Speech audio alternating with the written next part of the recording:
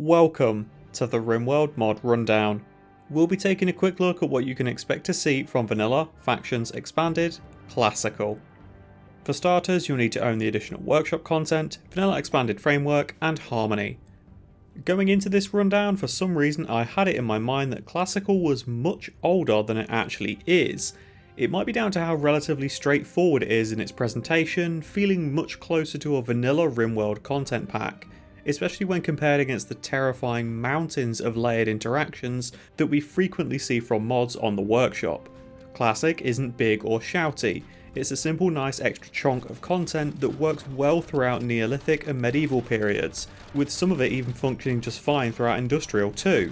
A solid alternative to Medieval Overhaul if you don't want such an impactful approach, while still making the early eras much more fleshed out. So what do we get with Classical?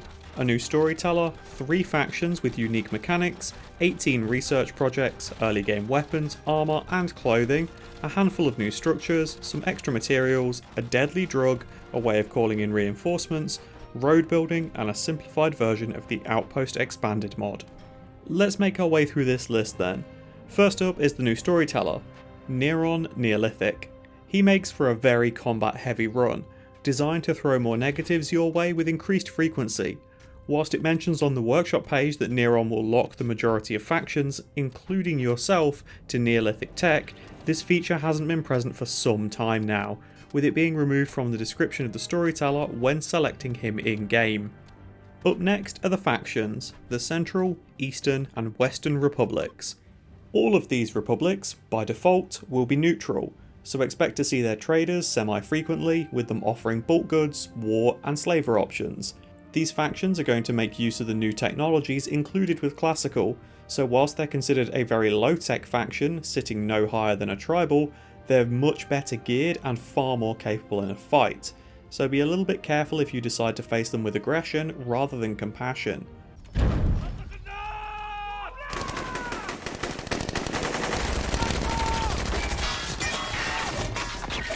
The unique mechanic tied to these factions comes in the form of senators, that you can see if you open the factions menu and press the associated button. Each republic has 5 senators, with these being actual pawns that can appear during caravan visits, raids or even quests. Senators can also be killed, and will be replaced by the faction if this happens, so if news reaches you that one happened to fall out of a window in a mysterious accident after criticising their faction leader, it won't lock you out of their potential rewards. And yes, rewards! Whilst you can't interact with these senators from this menu, visiting a base belonging to the associated faction with a caravan will bring up the option when right-clicking on it to open the senator screen. This is a little bit different, displaying options to either request a quest or to try and bribe them with silver. You can try and earn their favour either by completing the quest that they give to you or by trying your luck with the bribe, which may or may not work. A failed bribe basically forces you into having to complete the quest in order to gain their favour. Gaining the favour of a senator does 3 things. Firstly, you'll get the senator themselves. They'll appear in your home tile and work as a regular colonist. Secondly, you'll unlock the associated perk displayed beneath them on the senator screen. Thirdly, you'll instantly unlock their associated research for free. So a few things to cover here obviously. The most important part, most likely, is if you lose a senator that became part of your colony, like if they happen to be shot in the face. Then they'll be replaced by a new senator back at the faction base. The perk they bestowed will be lost and you'll need to gain the new senator's favour to unlock it again. Next is that whilst bribes can be a very fast way to grab these senators, every bribe you use will increase the cost of future bribes for all republics. As you can likely see from the senator screen too, unlocking all senators from one of the republics will unlock an extra, more powerful perk and an additional bit of research. Not only that, it permanently allies you to the faction, turning all of their bases on the world map into yours. As well as that gets around the pesky issue of any senators dying. They'll no longer be replaced should they meet an unfortunate end, and perks from that faction are now yours forever. The final part to mention about all of these perks is that if you unite all of the republics, gaining the favour of all 15 senators, you also unlock a final ability. Any visitors on your tile from the Republics, such as a trader, a wanderer, or any reinforcements, all have a new button when selected. That instantly recruits them to your faction, making for absolutely absurd colony numbers and simply insane potential given the nature of other mechanics included with this mod. But anyway, that's jumping quite far ahead, and I haven't even covered the perks that you get yet. We'll do the research projects afterwards, as these aren't actually locked behind the senators like the perks are. It's just a nice bonus gift when you have one join you. From the Central Republic you have, and get ready for me to butcher a dead language here because I didn't go to a private school, Amor Vincit Omnia, which locks any married colonist relationships at 100, making it far less likely that they're going to separate. Might not always be ideal if one half of the relationship struggles to keep it in their pants and sleazes their way around half of the colony, with their partner standing by their side through all of it. Maybe we just don't know them as well as they do. Carpe Diem is very straightforward, a nice easy +3 mood boost to all colonists, all of the time. Nil Desperandum drops mental break threshold by 10%, allowing your colonists to hover at lower moods without the risk of experiencing a mental break.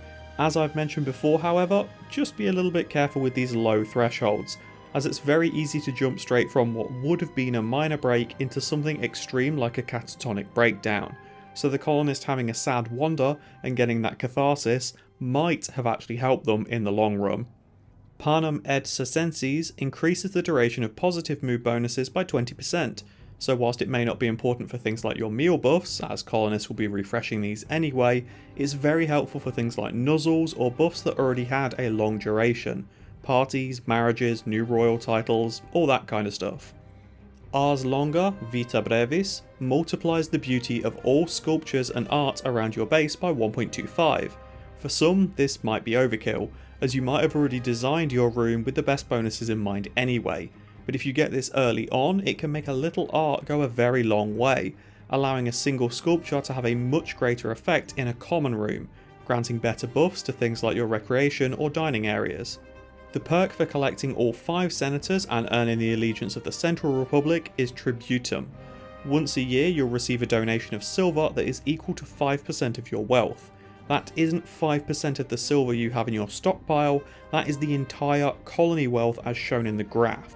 Given that a colony wealth of 100,000 isn't exactly hard to hit, expect this to rapidly spiral out of control over time and bring a chunk of extra raiders your way with every passing year. Not only that, the Central Republic halves its prices for you, making it even easier to turn that yearly donation into useful materials or new gear. Let's hop over to the Western Republic now, starting with Exitus Acta Probat, shortening the duration of all negative thoughts by 10%. Whilst ignoring negative thoughts in the first place is obviously a better approach, it isn't always possible, and the approach of just don't get sad lol works about as well in game as it does in real life. Andy, are you okay?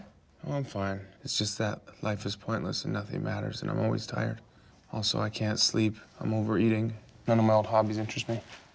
So this can really help with untimely demises or colony accidents, especially if your moral guide keeps flubbing the cooldown to offset the mood debuff. Alea Iacta Est increases pain shock threshold by 10%. This is one of the few times that I'm okay with messing around with pain shock, as it's a small enough value that it doesn't encourage the fighters to stay in combat so long that they perish, but it also allows them to take an extra hit, or still be able to move out of the way with a significant wound. It's just the right amount of resilience. Pecunia Nervus Belli is a little odd, increasing the prices of your weapons by 5%. Post-production comment here. This ability doesn't actually increase the market value of the weapon. I thought it was going to increase the value of the colony. It simply adds a 0.25 multiplier to the sell value of any weapons when dealing with traders, so this doesn't actually impact colony wealth. It just gives you better prices when selling weapons to caravans or faction bases.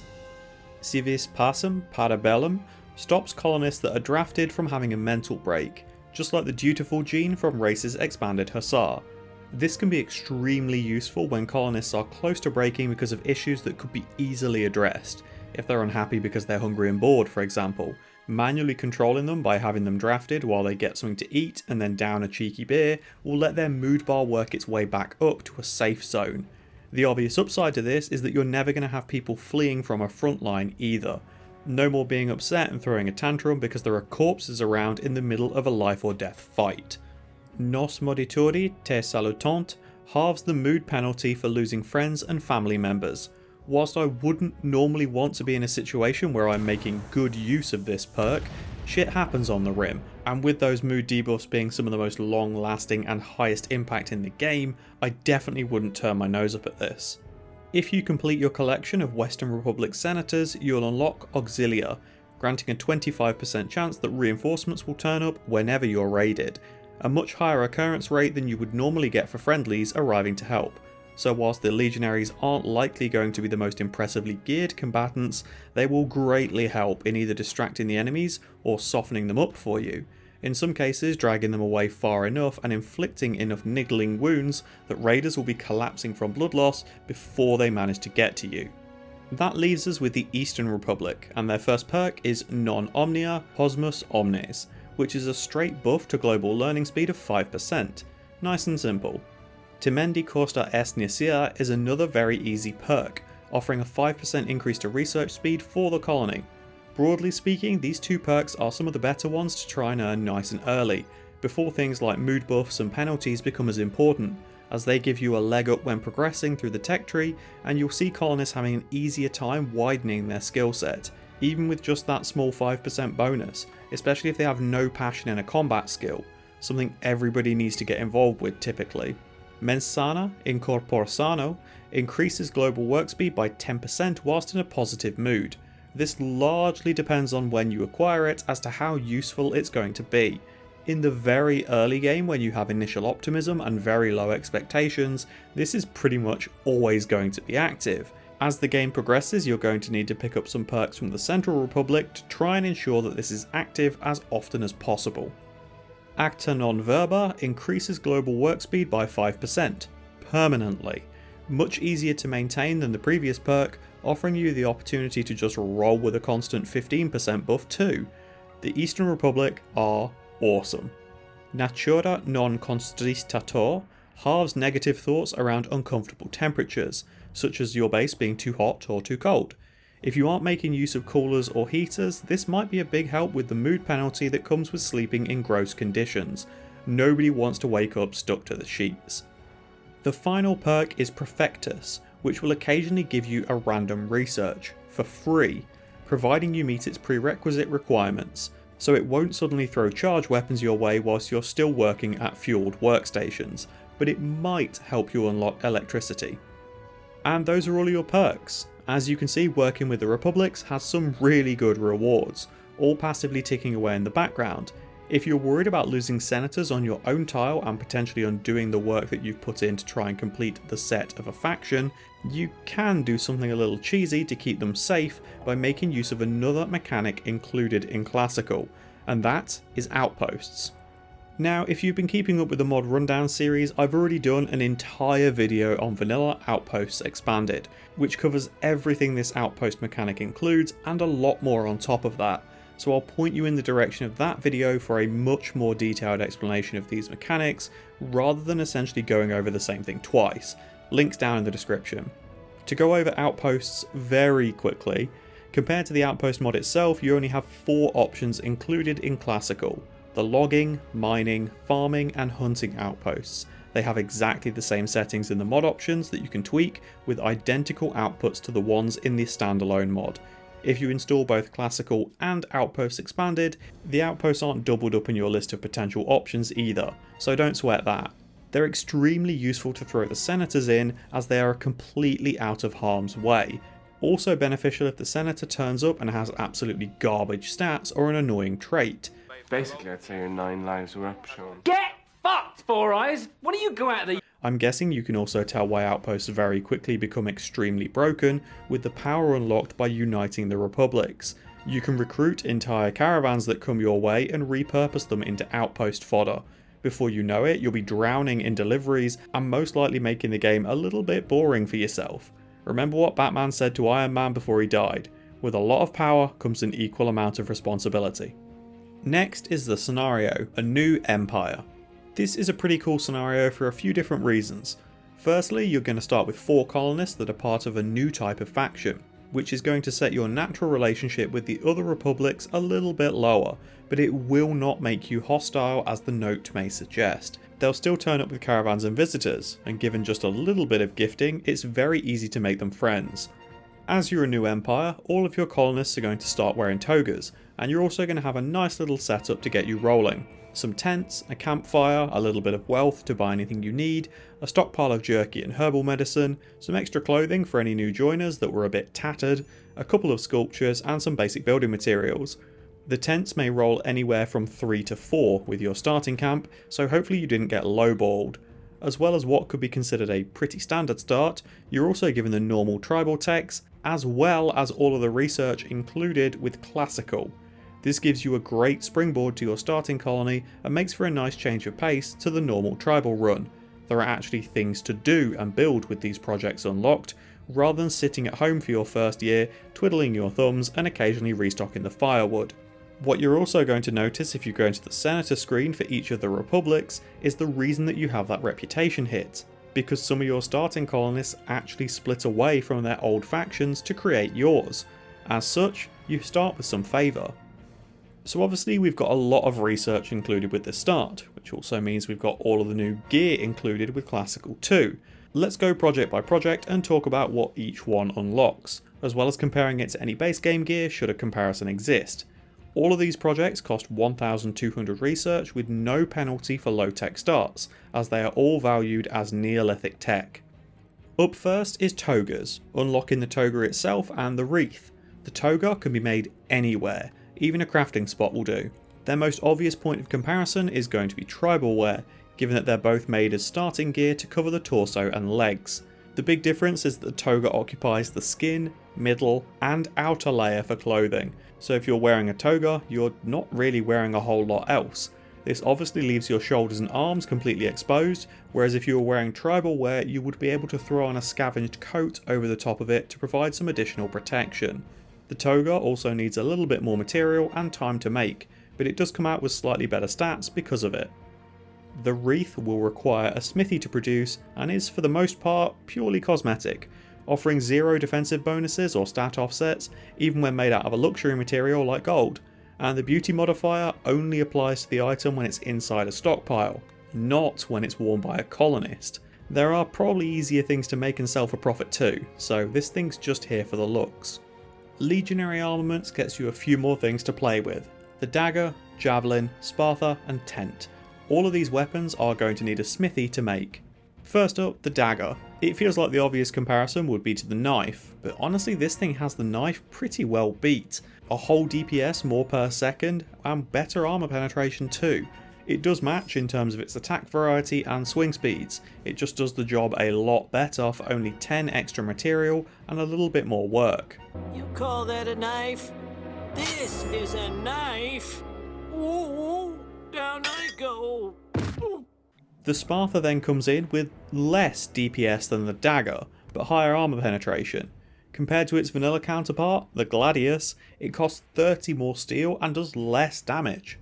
So whilst it may get through that little bit more armor, at the stage you're likely to be using this weapon, most people will be either wearing so little protection that it won't matter, or so much protection that it's going to bounce anyway, at which point raw DPS and as many swings as possible are the way to go.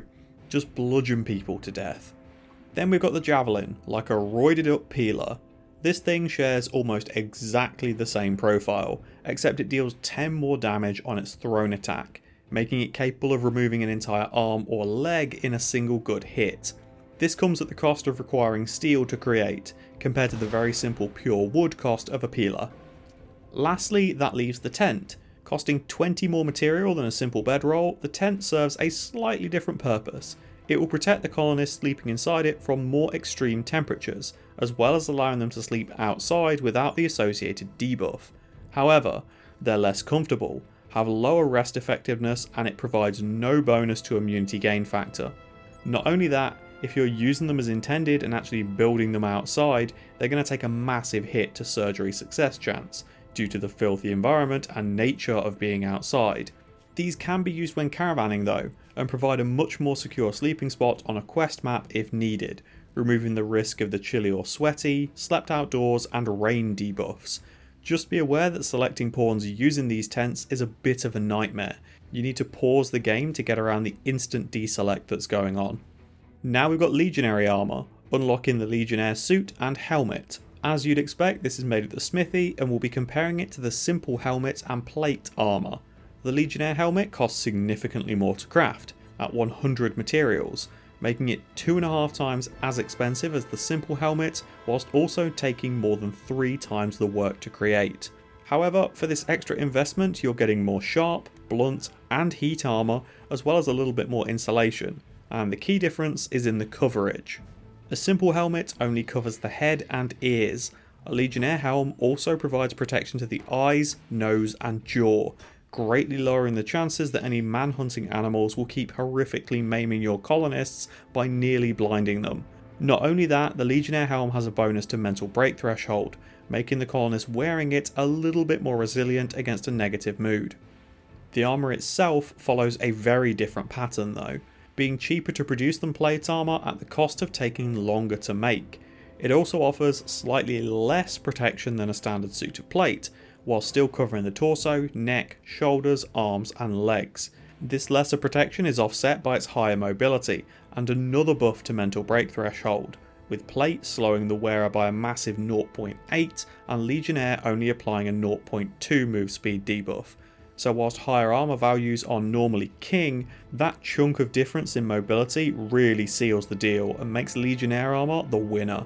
Being a little bit more protected doesn't matter if you can't make it to the fight to begin with because you are so damn slow.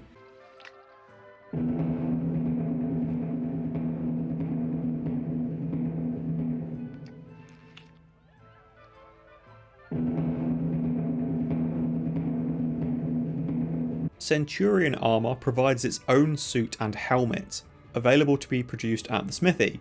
Given that we've covered the Legionary armour against plate already, we'll compare the Centurion gear to Legionary.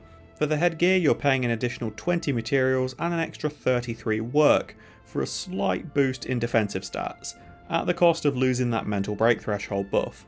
Now, probably worth saying at this point that investing into either high quality or expensive materials with your Centurion gear will carry you all the way to Marine gear, bypassing the majority of mid-game armours entirely.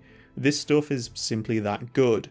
What you need to decide on before leaning that hard into an approach is whether or not you want the flat stats from something like Centurion or a little bit more of a rounded approach from Legionnaire.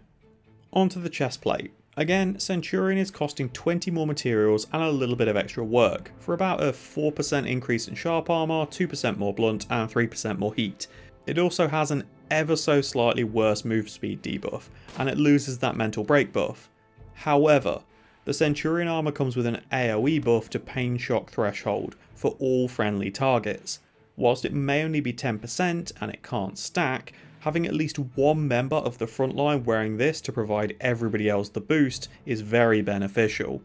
Just be aware, if you notice that your ticks are falling through the floor when the Republics turn up to try and help you, or fight you if you've angered them, chances are it's because a bunch of them are wearing this chest plate, so the game is constantly checking against all applicable targets as to who does or doesn't get this buff.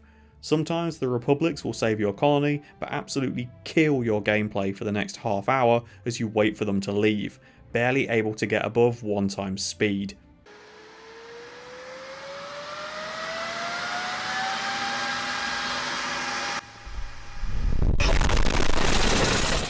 Next up is heavy shield making, which unlocks the single craftable of a heavy shield. Produced at the smithy, this absolute wall of defense might be something entirely new to some players mechanically, as physical shields aren't a thing in Rimworld. You'll notice there's a new category in the information panel for all weapons that now states whether or not they can be used with a shield, typically allowing one-handed melee and even some ranged weapons to be carried with an accompanying offhand defense.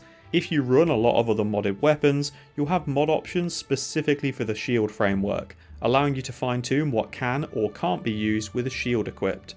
The material choice in making a shield is largely meaningless. The only difference between a plain leather shield and a thrombo fur one is going to be the health value of the shield itself. Its defensive stats are purely determined by crafting quality when it's produced, As such, you can easily use some scrappy leather for this and still get solid results. Whilst the shield covers the left arm, hand and digits on the outer layer for the sake of being equipped, it provides its actual protection to the neck, torso, arms, hands and legs. That is a huge amount of extra protection landing on everything but the head and feet. And at just normal quality, it's 75% sharp, 70% blunt and 75% heat. Of course, this kind of armour does come at a cost. It lowers melee dodge by 2, shooting accuracy by 2 and move speed by 0.4. But for just 25 leather, 60 wood and 35 steel, you are getting a lot of additional percentage. The best part is that these shields are instantly equipped too, so if you don't want the move speed penalty on at all times, you can easily store them in a room close to the entrance to your base and just grab them and go when needed. They can even enhance your blunt attacks in a pinch, as your melee line can now deliver a shield bash. Now we've got bronze working. Bronze is a material designed to help stretch any steel on your map that little bit further.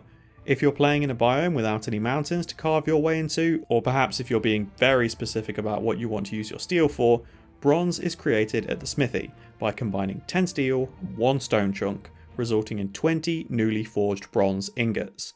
It's a lesser quality material than steel, with worse everything basically, and a lot of structures are going to require specifically steel to build, as you can't make things like a stove out of bronze. However, this has an application or two that will let it shine. For gear that you're creating purely for stat offsets, bronze is ideal, as its damage numbers aren't important. Bronze also gives you the ability to make bronze tiles, which cost 12 per slab but provide the same cleanliness bonus as a sterile tile at a much earlier point in the game. Given that a steel tile is 7 and only provides 0.2 cleanliness, you'd have 2 spare bronze and 0.4 more cleanliness if you'd instead converted it to bronze first. We're not going to count the cost of the stone chunk though, come on. Why don't we leave the bronze to the smart Alex and the whiz kids, and we'll just carry on using stone axes like we always do? Because if you do, the tribes with the bronze axes will kill you. Next we've got cement mixing, unlocking the cement press building. This building is pretty big, needing 3x3 tiles to place and costing 150 blocks of your stone of choice. For this you'll potentially be getting some of the biggest return on investment from a single stone chunk, as this press turns 1 chunk into 75 concrete blocks after 5 days of passive work. Well, you can't grow concrete. You can.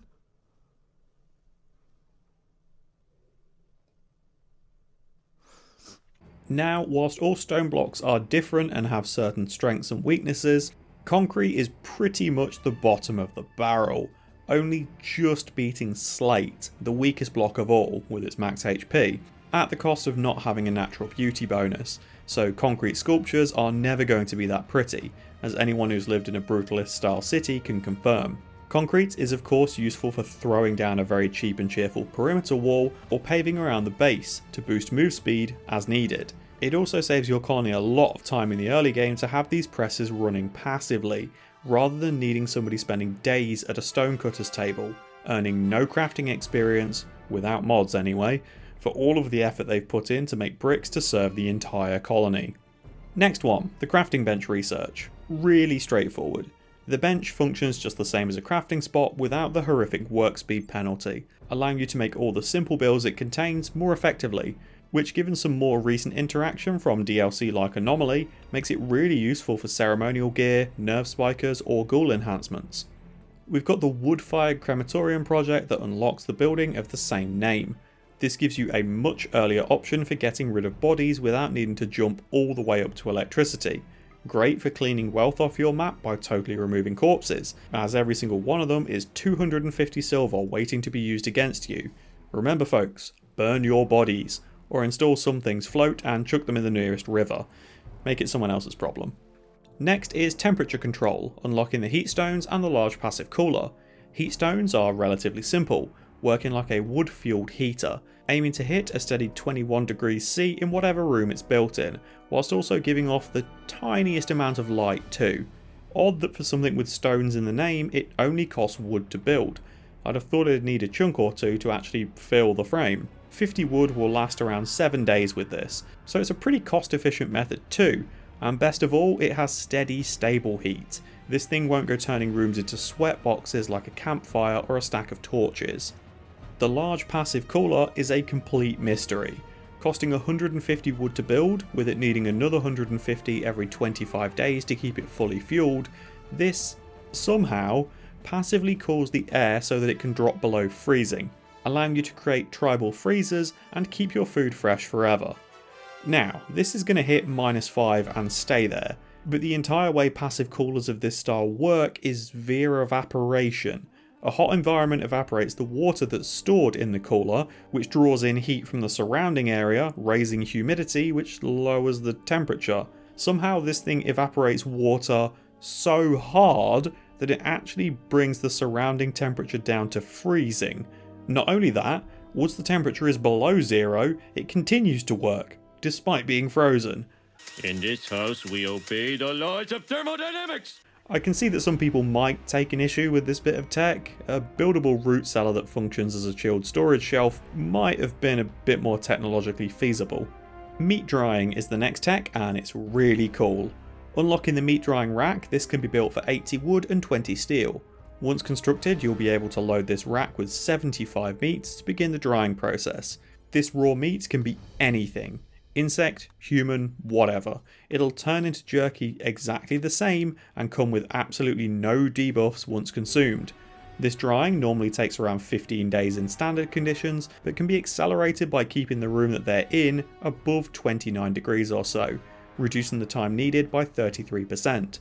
Once finished, the 75 meat will become 75 jerky, which has slightly more nutrition than raw meat and works similarly to pemmican if allowed in the colonist food assignment.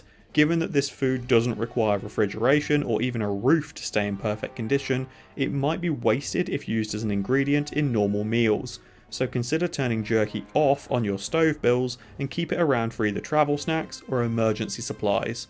Now we've got Tyrian production. That'll net you the Tyrian farm structure.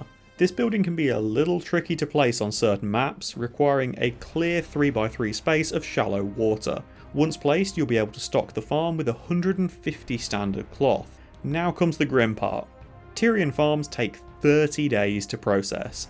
Given that these structures can only be placed in a specific body of water and have a pretty fragile HP value, the majority of the time you can expect to see them smashed to crap before they ever make it that far. Now here comes the worst part. If you aren't using something like Ogre Stack, this will only produce 75 Tyrian once the cycle is complete. It's supposed to produce 150, but the max stack size is 75, so it truncates it. This is only half. That's right. It's your half. Yo! Where's the other half, bitch?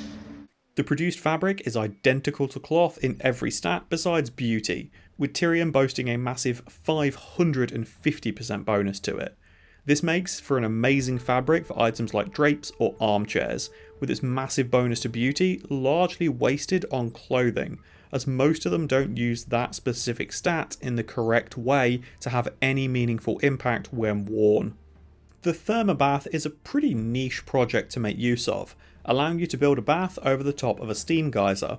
So either you're building this long before you've reached geothermal power, or you're getting your electricity another way, because sacrificing a geo is a pretty big ask.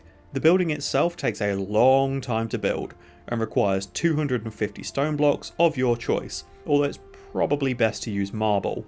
This will give access to a new type of recreation, bath relaxing, with the thermobath itself having a massive 300% recreation power. Here comes the tricky part with that though. This bath can be used by up to 8 people at once, with multiple users increasing the likelihood of an orgy. Not even joking, it's an actual mechanic that this bath has. However, because this thing's rec power is so damn high, people jump in it for about an hour and then hop back out. So to actually get a group using this thing at the same time, it's pretty rare, especially when other sources of recreation are available around the base. Probably just as well anyway. No one wants to think that they're hopping into a milk bath only to be told they missed the 8 guys an hour ago. Next is drama and comedy, unlocking the theatre stage. Costing 150 stone blocks and taking literal thousands of work to construct, this structure will allow colonists to put on a performance, entertaining anybody sat within the marked area. So this has the potential to fill the recreation need of not only the colonists on stage, but also anyone who happens to be near it too.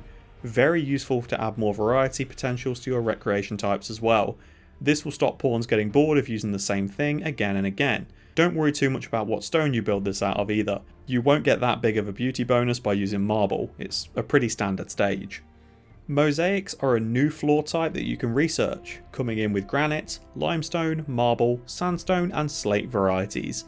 If you consider a normal floor to be the stone tile that costs 4 materials and requires 19 work per section, the fine flooring included with royalty needs 20 materials and takes 84 work per tile, so 5 times the material cost and a little over 4 times the work. The mosaic floor lands somewhere in between, needing 10 blocks per tile but taking 134 work per piece to lay. However, the biggest difference is in its beauty. A standard floor tile provides 1. Fine flooring goes up to 3, and mosaic flooring is 5. It does count as fine flooring too, so it will work for a colonist with a royal title. It'll just take about a week to actually finish their bedroom. The Scorpion research gets you something very unique, the Scorpion turret. Costing 70 wood and 25 steel, this can be built in the security tab.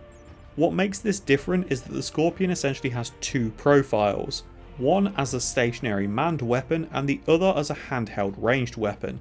Despite stating that it needs to be reloaded with wood, it doesn't appear to consume any when firing, making it a very reliable defensive structure, with some caveats of course. When placed and manned, this fires 5 shots over a very large range with a reasonable accuracy and a pretty quick aiming time. When picked up and used as a handheld weapon, it fires only 2 shots over reduced range with significantly worse accuracy and a 0.75 move speed penalty. The handheld versions can easily be placed on the field though, and manned almost instantly, with them being just as quick to pack back up before retreating, allowing for a sort of set up and slap approach to combat. One of the major risks of using a weapon like this is that when it's in its deployed state, it can be hit and potentially destroyed, leaving the colonist without a weapon.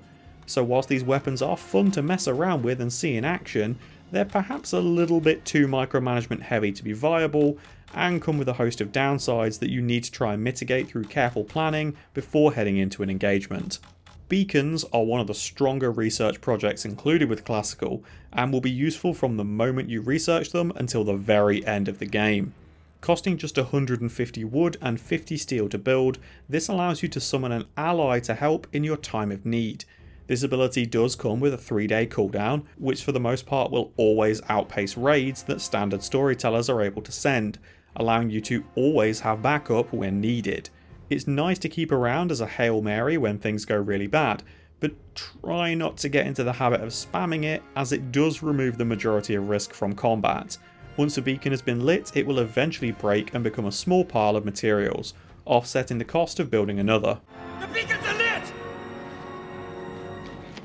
Gun knuckles for 8!